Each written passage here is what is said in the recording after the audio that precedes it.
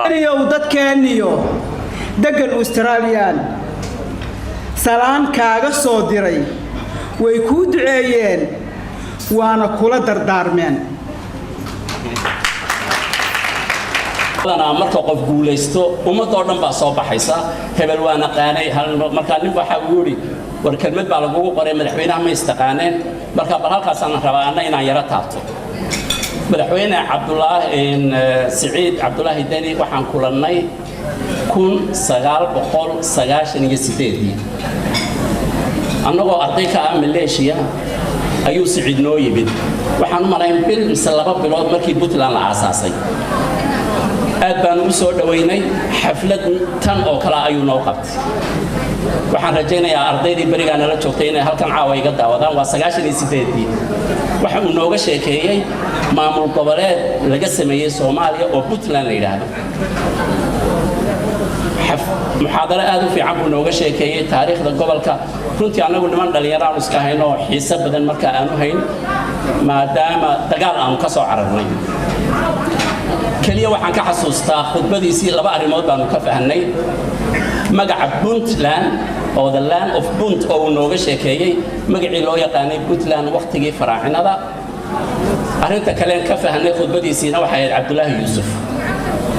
niman dhalinyaraan oo ahayn waxa kale oo dhan hadday xiisa badan u maanu hayn magaca Puntland iyo Cabdullaahi Yuusuf oo maaragtay nin magac laha Allah u naxariisto marka horta Saciid anu isku ma cusbin intaasaan rabay inaan yara sheego Puntland hadda 5 sano doorashooyinka ka dhacay waxay ku dhaceen si wanaagsan oo doorasho 5 taariikh u dambeysay sida nidaamka ay Puntland isku bedeshay ayaan rajeynaa in dadka isku bedelaan waxa kale oo hambalyo aan oo arrintaas guul u tahay shacabka Soomaaliyeed waxaan rajeynaynaa ummadda Soomaaliyeed ilaahay inuu magaranaysa wanaag tuso oo ay raacaan waxa waajibka ah dawladda la doorto waxaan ka rajeynaynaa inay iyana waajibkeeda garato iyo wax loo ilmaday waa salaam waxay noqotay mid taariikhi ah waxay ka bilaabeen calaamasaarkoodii in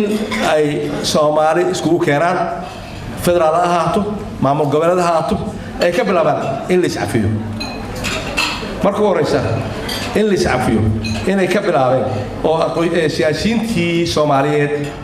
oo ahaa calaamasaarkii taariikhiyan ugu weynaa arko ebed Soomaaliya inuu halkaas baartay laga agaasimay waxa kale oo hambalyeynaya